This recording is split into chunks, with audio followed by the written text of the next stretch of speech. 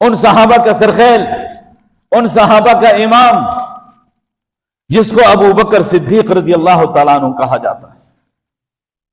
اللہ اکبر، اللہ نے ہر مقام پر ان کو اولیت عطا کی، اللہ نے وہ عظمت عطا کی، اللہ نے وہ فضیلت عطا کی کہ پیارے محبوب صلی اللہ علیہ وسلم کے بچپن کے یار ہیں وہ،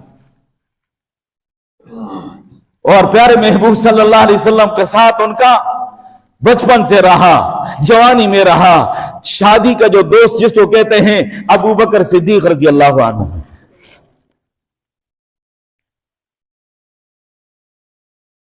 ہر مقام پہ اولیت، پیارے محبوب صلی اللہ علیہ وسلم نے نبوت اور رسالت کا اعلان فرمایا اللہ کے حکم سے،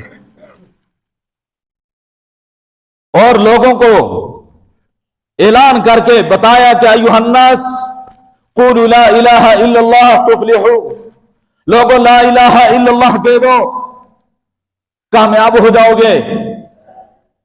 لا الہ الا اللہ، اللہ کے سوا کوئی معبود نہیں، اللہ کے سوا کوئی حاجت روا نہیں، اللہ کے سوا کوئی مشکل کشا نہیں، اللہ کے سوا کوئی مسجود حقیقی نہیں، یہ اعلان اقرار کر لو کامیاب ہو جاؤ گے۔ ان لوگوں کو پتہ تھا کہ لا الہ الا اللہ کا مفہوم کیا ہے، ہمیں نہیں پتہ ہے۔ ہم لا الہ الا اللہ بھی پڑھتے ہیں، شرک بھی کر رہے ہیں، لا الہ الا اللہ بھی پڑھتے ہیں، بدعات خرافات بھی کر رہے ہیں، لا الہ الا اللہ بھی پڑھ رہے ہیں، جھوٹ بھی بولتے ہیں، لا الہ الا اللہ بھی پڑھتے ہیں، غیبت بھی کرتے ہیں، لا الہ الا اللہ بھی پڑھتے ہیں، چغلیاں بھی کرتے ہیں، لا الہ الا اللہ بھی پڑھتے ہیں، ملاوٹ بھی کرتے ہیں، لا الہ الا اللہ دھڑلے سے پڑھتے ہیں، رشوت بھی کھاتے ہیں، لا الہ الا اللہ کا اقرار کرتے ہیں، سود بھی کھاتے ہیں، لیکن ہمارے ایمان اور مسلمان بھی فرق نہیں پڑ رہا ہے۔ ہمیں لا الہ الا اللہ کا مفہوم پتہ نہیں ہے۔ اللہ کی قسم، لا الہ الا اللہ کا مفہوم اگر آج ہمیں معلوم ہو جائے تو یا لا الہ الا اللہ پڑھنا چھوڑ دیں، یا شرک اور بدعات اور ساری جو بھی ہم ڈنڈیاں مارتے ہیں اور ظلم کرتے ہیں یا تو وہ چھوڑ دیں۔ ہمیں پتہ ہی نہیں لا الہ الا اللہ کا مفہوم کیا ہے، رٹا ہوا لفظ ہے، طوطے کی طرح ہم پڑھ رہے ہیں لا الہ الا اللہ۔ اس کی گہرائی میں جائیں، اللہ کی قسم آپ کو پتہ چل جائے کہ لا الہ الا اللہ کا مفہوم کیا ہے۔ علامہ اقبال جیسی ہستی وہ ایک مقام پہ تڑپ اٹھا اور کہتا ہے کہ چوں گویم مسلمانم کے بلرزم، چوں گویم کے مسلمانم بلرزم، کہ دانم مشکلات لا الہ الا اللہ را۔ جب میں کہتا ہوں میں مسلمان ہوں تو میں کانپ اڑتا ہوں، میں لرز اڑتا ہوں، میں لا الہ الا اللہ کے مفہوم کو جانتا ہوں، میں لا الہ الا اللہ کے تقاضے کو جانتا ہوں، میں لا الہ الا اللہ کے مطالبے کو جانتا ہوں۔ علامہ اقبال کہتا ہے میں جب لا الہ الا اللہ پڑھتا ہوں لرز اڑتا ہوں، اور ہم جناب علی لا الہ الا اللہ بھی پڑھتے ہیں اور ساتھ سارے شرک اور بدعات اور خرافات کر رہے ہیں۔ تو ان کو پتہ تھا، اور انہوں نے آپ صلی اللہ علیہ وسلم پہ جو صفا پاڑی پہ پتھراؤ کیا ابو لہب نے، آپ سنتے رہتے ہیں، اور لوگوں نے مخالفت ہی کی۔ سب سے پہلا پیارے محبوب صلی اللہ علیہ وسلم کی دعوت کو قبول کرنے والا، سب سے پہلا مردوں میں اسلام کو قبول کرنے والا، سب سے پہلا پیارے محبوب پہ ایمان لانے والا حضرت ابو بکر صدیق رضی اللہ تعالیٰ عنہ۔ اور پیارے محبوب صلی اللہ علیہ وسلم نے جب اسلام جس پر بھی پیش کیا تو ہر شخص نے کوئی نہ کوئی مہلت مانگی، فرصت مانگی، سوچنے کا موقع مانگا، اپنے بڑوں سے مشورے کا ٹائم مانگا۔ ایک ابو بکر صدیق رضی اللہ عنہ ہوئے جن کے سامنے پیارے نبی نے کلمہ پیش کیا تو فوراً پیارے محبوب کا کلمہ پڑھ لیا۔ یہاں تک کہ حضرت علی رضی اللہ تعالیٰ عنہ جو پیارے محبوب صلی اللہ علیہ وسلم کے بھائی ہیں، اور آپ صلی اللہ علیہ وسلم نے ان کی پرورش کی ہیں، اور اس وقت وہ بچے تھے، ان سے کہا کہ میرے بھائی لا الہ الا اللہ پڑھ لے۔ کہا کہ بھائی جان میں جب تک ابو سے نہ پوچھ لوں میں نہیں پڑھوں گا۔ جا کر ابو طالب صاحب سے پوچھا کہ محمد صلی اللہ علیہ وسلم یہ کہتا ہے لا الہ الا اللہ پڑھ لو، تو میں کیا کروں؟ ابو طالب نے کہا اپنے بھائی کی بات کو مان لو اور لا الہ الا اللہ پڑھ لو۔ جس پہ بھی فرمایا پیارے محبوب صلی اللہ علیہ وسلم نے میں نے کلمہ پیش کیا، اسے مجھ سے مہلت مانگی، فرصت مانگی، سوچنے کا موقع مانگا، اپنے بڑے سے مشورے کے لیے مجھ سے ٹائم لیا، لیکن ایک ابو بکر صدیق ہے کہ جس کے سامنے میں نے کلمہ پیش کیا تو انہوں نے فوراً کلمہ پڑھ لیا۔ یہ اولیت اللہ نے ان کو عطا کی کہ مردوں میں سب سے پہلا کلمہ پڑھنے والا ابو بکر صدیق رضی اللہ تعالیٰ عنہ، عورتوں میں سب سے پہلا کلمہ پڑھنے والی اما خدیجہ الکبریٰ رضی اللہ تعالیٰ عنہا ہے، اور بچوں میں سب سے پہلے کلمہ پڑھنے والا حضرت علی المرتضیٰ رضی اللہ تعالیٰ عنہ، غلاموں میں سب سے پہلے کلمہ پڑھنے والا حضرت زید بن حارثہ رضی اللہ تعالیٰ عنہ۔ یہ 4 لوگ ہیں جنہوں نے پیارے نبی کی دعوت کو قبول کیا سب سے پہلے۔ حضرت ابو بکر صدیق رضی اللہ تعالیٰ نے مردوں میں، سرداروں میں، بڑے بڑے لوگوں میں جا کر دین اسلام کی دعوت دینی شروع کر دی۔ اما خدیجہ الکبریٰ رضی اللہ تعالیٰ عنہ نے خواتین میں جا کر دعوت شروع کر دی۔ علی المرتضیٰ رضی اللہ تعالیٰ عنہ نے بچوں میں جا کر دعوت شروع کر دی۔ زید بن حارثہ رضی اللہ تعالیٰ عنہ نے غلاموں میں جا کر دعوت شروع کر دی۔ ان سب کی عظمتوں کو سلام، لیکن کمال ابو بکر کا ہے رضی اللہ عنہ۔ سب کی عظمتوں کو سلام، لیکن کمال ابو بکر کا ہے۔ اما خدیجہ اگر پیارے نبی کا کلمہ پڑھتی ہیں تو بڑی شان ہے، بڑا مقام ہے، بڑی فضیلت ہے، لیکن ہے تو پیارے محبوب کی زوجہ محترمہ، اور ایک زوجہ، ایک بیوی اپنے شوہر، اپنے خاوند کی بات کو نہیں مانے گی تو کس کی بات کو مانے گی؟ علی کی عظمتوں کو سلام، انہوں نے بچپن میں کلمہ پڑھا، لیکن کمال نہیں ہے، کمال ابو بکر کا ہے۔ علی تو حضور کا بھائی ہے، علی کوئی کی پرورش تو حضور نے کی ہے، اور پھر زید بن حارثہ اس نے کلمہ پڑھا تو کمال نہیں ہے کیونکہ وہ غلام ہے، عظمت ان کی ہے، فضیلت ان کی ہے، مرتبہ اور مقام بلند ہو گیا، لیکن کمال نہیں ہے کیونکہ وہ غلام ہے، اور غلام اپنی آقا کی بات کو نہ مانے تو کس کی بات کو مانے گا؟ کمال ہے تو ابو بکر صدیق رضی اللہ تعالیٰ عنہ کا ہے کہ جو حضور پاک صلی اللہ علیہ وسلم کے چچزاد بھائی نہیں ہیں، جو حضور پاک صلی اللہ علیہ وسلم کے زرخرید غلام نہیں ہے، مکے کے بڑا سردار ہے، مکے کا بڑا لینڈ لارڈ ہے، مکے کا بڑا تاجر ہے اور بڑا عزت دار ہے، لیکن پیارے محبوب کا کلمہ سب سے پہلا ابو بکر صدیق نے پڑھا رضی اللہ عنہ۔ چھٹی پشت پر جا کر پیارے محبوب صلی اللہ علیہ وسلم کے ساتھ شجرہ نسب ابو بکر صدیق کا ملتا ہے، اور ان کا پہلا نام عبد الکعبہ تھا۔ پیارے محبوب صلی اللہ علیہ وسلم نے ان کا نام حضرت عبداللہ رکھا، اور کنیت ان کے ابو بکر ہے، ان کا بیٹا تھا بکر، جس کی وجہ سے ابو بکر کنیت سے مشہور ہو گئے۔ ان کے والد کا نام عثمان تھا رضی اللہ عنہ، کنیت ان کے ابو قحافہ ہے۔ ان کے دادے کے نام بعض نے عامر فرمایا، بعض نے عمر فرمایا، ان کے پردادے کا نام عمر ہے، اور یہ 4 مسلسلے، ابو بکر کا نام عبداللہ، باپ کا نام عثمان، دادے کا نام عامر یا عمر، اور پردادے کا نام عمر القرشی، یہ 4 سلسلے ہیں، سب کے ناموں کے شروع میں عین ہے، تو خلفاء راشدین کے ناموں کے شروع میں عین ہے۔ ابو بکر صدیق کا نام عبداللہ شروع میں عین ہے، عمر کے نام کی شروع میں عین ہے، عثمان کے نام کے شروع میں عین ہے، علی کے نام کے شروع میں عین ہے۔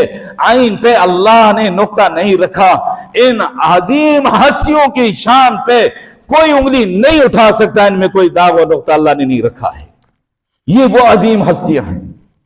تو میں عرض کر رہا تھا کہ سب سے پہلے کلمہ ابو بکر صدیق نے پڑھا، اور آپ صلی اللہ علیہ وسلم کے ساتھ دیا، آپ صلی اللہ علیہ وسلم کے ساتھ دعوت دیتے رہے، جاتے رہے۔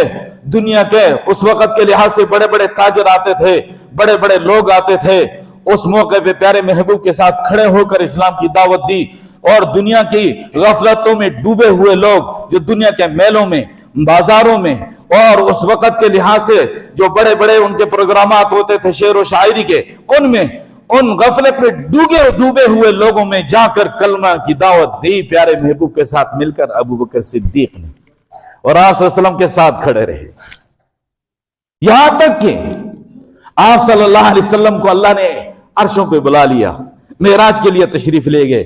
ابو بکر تجارتی سفر پہ ہیں، سفر کے دوران ایک خواب دیکھتے ہیں، آسمان سے چاند اترا ہے، میری گود میں آ گیا ہے، وہاں کے پرانے علماء موجود تھے، ان سے پوچھا کہ میں نے اس طرح خواب دیکھا ہے. کہا نبی آخر زمان صلی اللہ علیہ وسلم کی بعثت کا وقت قریب ہے، جب وہ تشریف لائیں گے تو سب سے پہلے آپ ایمان لائیں گے، آپ اس کے خلیفہ بنیں گے. ابھی پیارے محبوب صلی اللہ علیہ وسلم نبوت رسالت کا اعلان نہیں کیا، پہلے سے ہی یہ خواب دیکھا ہے. اور اس لیے جب آپ صلی اللہ علیہ وسلم نے کلمہ پیش کیا تو فوراً کلمہ پڑھ لیا، کیونکہ پہلے سے تیار تھے. تو معراج کے سفر پہ پیارے محبوب تشریف لے گئے. اب بھی حضرت ابوبکر صدیق رضی اللہ عنہ موجود نہیں ہیں، کسی تجارتی سفر پہ ہیں، تو واپس تشریف لائے. اور وہاں پر جو قافلے آتے تھے تو ان قافلوں کے پہنچنے کا ایک مقام ہوتا تھا. ابو جہل، ابو لہب، یہ بڑے بڑے سردار وہاں جا کے کھڑے ہو گئے. پتہ چل گیا کہ ابوبکر آ رہا ہے. اور جیسے ہی ابوبکر صدیق رضی اللہ عنہ پہنچے تو کہا کہ ابوبکر وہاں سنو، تیرا جگری یار محمد صلی اللہ علیہ وسلم کہتا ہے رات کے ایک حصے میں مسجد حرام سے مسجد اقصی تک میں گیا ہوں، جو اس وقت گھوڑوں اونٹوں کے لحاظ سے سفر ہوتا 40 دن رات سفر پہ لگ جاتے تھے، تو ایک رات میں کہتا ہے مسجد حرام سے مسجد اقصی تک میں گیا ہوں، مسجد اقصی سے عرش معلی تک میں گیا ہوں. تو یہ ممکن ہے؟ پہلے حضور کا نام نہیں لیا، کہا کہ کوئی شخص یہ بات کرے یہ ممکن ہے؟ تو فرمایا کہ نہیں. کہا کہ تیرا اچھا دوبارہ پوچھا، ایک شخص یہ اعلان کر دے ایک رات ایک حصے میں مسجد حرام سے مسجد اقصی سے سدرۃ المنتہا اور عرش معلی تک میں گیا ہوں، ممکن ہے؟ نہیں. دوبارہ پھر پوچھا، انہوں نے فرمایا کہ نہیں. اب پکا کرنا چاہتے تھے اور ان کو پتا تھا کہ کس طرح محمد صلی اللہ علیہ وسلم سے اس پہ علادہ کر دے، یہ ایک موقع ہے. سب دماغ پکڑ کے بیٹھ گئے اور یہ کیسی بات ہے. اس کے بعد کہا کہ تیرا جگری یار محمد صلی اللہ علیہ وسلم یہ بات کہتا ہے. کہا کہ جب میرا جگری یار محمد صلی اللہ علیہ وسلم یہ بات کہتا ہے تو رب کعبہ کی قسم یہ حق اور سچ ہے. تم تو یہ کہتے ہو کہ رات کے ایک حصے میں مسجد حرام سے مسجد اقصی تک، مسجد اقصی سے سدرۃ المنتہا تک وہ تشریف لے گئے. میرے پیارے محبوب کے پاس جو فرشتہ آتا ہے عرش معلی سے دن میں کئی دفعہ آتا ہے اور جاتا ہے. جب محمد صلی اللہ علیہ وسلم نے یہ فرمایا ہے تو یہ حق اور سچ ہے. وہاں سے آپ صلی اللہ علیہ وسلم نے آپ کو صدیق اکبر کا لقب وہاں سے عطا کیا تھا. صدیق اکبر والذی جاء بالصدق وصدق بہ، فرمایا کہ وہ سچائی کے ساتھ جو آیا اور جس نے اس سچائی کی تصدیق کی وہ سچائی کے ساتھ آنے والا پیارا نبی ہے، اور اس سچائی کی تصدیق کرنے والا ابوبکر صدیق ہے رضی اللہ عنہ. اللہ اکبر کبیرہ. جب ہجرت کا مرحلہ آیا تو اس وقت لوگوں کو بہت زیادہ ستایا گیا، مسلمانوں کو بہت زیادہ ستایا گیا. اور آپ صلی اللہ علیہ وسلم نے پہلے حبشہ کی طرف اجازت دی، تفصیلی واقعات موجود ہیں. اور اس کے بعد فرمایا کہ مدینہ طیبہ کی طرف ہجرت کرو. ہجرت شروع ہو گئی. ابوبکر صدیق رضی اللہ عنہ کو بھی ستایا گیا اور آپ صلی اللہ علیہ وسلم سے اجازت مانگی کہ میں مدینہ طیبہ کی طرف ہجرت کر لوں. تو فرمایا نہیں، ابھی آپ ہجرت نہ کرو. اللہ نے پہلے بتا دیا تھا کہ تیرا ہم سفر ابوبکر ہوگا، تیرا یار غار ابوبکر ہوگا. فرمایا نہیں، آپ ابھی نہیں. اس سے پہلے ایک دفعہ ایسے ہوا کہ حضرت ابوبکر صدیق رضی اللہ تعالیٰ عنہ، آپ ذرا تصور کریں، جو مکے کا بڑا لینڈ لارڈ ہے، جو مکے کا بڑا سردار ہے، جو مکے کا بڑا تاجر ہے، مکے کا بڑا سرمایہ دار ہے، مکے کے شرفاء میں سے سب سے بڑا نام ہے ان کا، ان کو ستایا جاتا تھا. تو عام لوگوں کے بارے میں تمہارا کیا خیال ہے؟ جو غلام تھے، جو پردیسی تھے، جو مسافر تھے، جو مسلمان ہو گئے، ان کو کتنا ستایا گیا ہوگا. ابوبکر صدیق رضی اللہ عنہ تنگ آ کر تو یہاں سے نکل گئے مکہ مکرمہ سے. ایک مقام آیا اور چلتے چلتے چلتے حبشہ کی طرف ارادہ کیا اور دریا کے ساحل کے قریب پہنچے تو مکہ کے بڑے بڑے سردار جو ہیں تو ان میں سے ایک تھا ابن دغنہ. ابن دغنہ کو پتہ چلا کہ حضرت ابوبکر صدیق رضی اللہ عنہ ہجرت کرنے لگے ہیں. انہوں نے کہا ایسے لوگ تو ہمارے معاشرے کے لیے عظیم نعمت اور رحمت ہوتے ہیں، اور یہ ہمارے معاشرے کے لیے جو ہیں ان کی بڑی ضرورت ہوتی ہے.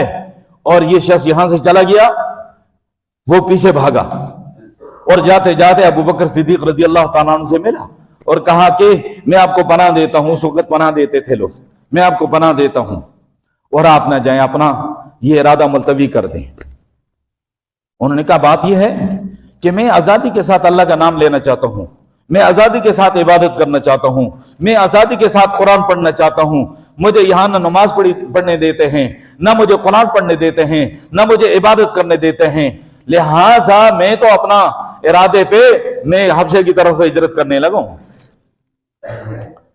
ایک لفظ ہے اللہ کی قسم، پیارے محبوب صلی اللہ علیہ وسلم پہ پہلی وحی نازل ہوئی، آپ صلی اللہ علیہ وسلم پہ کپ کپی طاری ہو گئی، پسینہ آیا، اور جبریل امین جو انسانی شکل میں آیا، وہ عظیم فرشتہ، وہ طاقتور فرشتہ جس نے قوم لوط کی 700 بستیوں کو اپنے پر کے نوک پہ اٹھا کے آسمانوں کے قریب لے جا کر الٹا دیا، وہ طاقتوں والا ذی قوت عند ذی العرش مکین، وہ قوت والا اللہ کے نزدیک بڑے مقام والا فرشتہ، وہ جب انسانی شکل میں آ کر پیارے محبوب صلی اللہ علیہ وسلم کو سینے سے لگا کر دبایا اور پہلی وحی کا نزول ہوا، آپ پہ جو کیفیت طاری ہوئی وہ بڑی عجیب تھی۔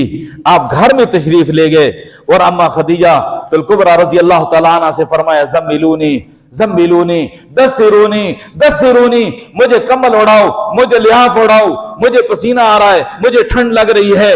تو اما خدیجہ الکبریٰ رضی اللہ تعالیٰ عنہ نے آپ صلی اللہ علیہ وسلم پہ کمبل ڈالا اور آپ صلی اللہ علیہ وسلم کو تھوڑا سکون ہوا، تو اس کے بعد پوچھا کہ کیا ماجرا ہے، تو انہوں نے پوری کارگزاری سنا دی کہ اس طرح جو ہے اس صورت میں، اس شکل میں اللہ کا فرشتہ آیا اور سب سے پہلی آیت نازل ہوئی ہے، اور وہ آیت اقرا بسم ربک الذی پڑھ کے سنا دی۔ اما خدیجہ الکبریٰ رضی اللہ تعالیٰ عنہ عظیم خاتون تھی، پہلے شریعتوں کی وہ جو ہے جاننے والی تھی اور ایک علمی خاندان سے ان کا تعلق تھا۔